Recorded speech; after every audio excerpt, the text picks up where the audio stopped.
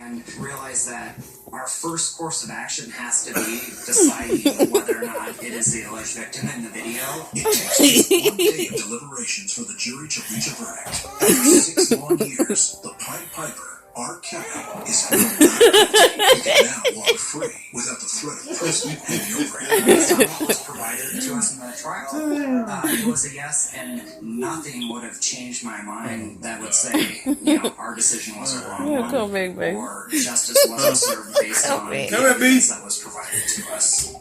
The jury was somewhat impressed by R. Kelly, and it's a little bit like the O.J. Simpson case, where the jury was very favorably impressed, I guess, that this was a star that was on trial before. But I wasn't surprised.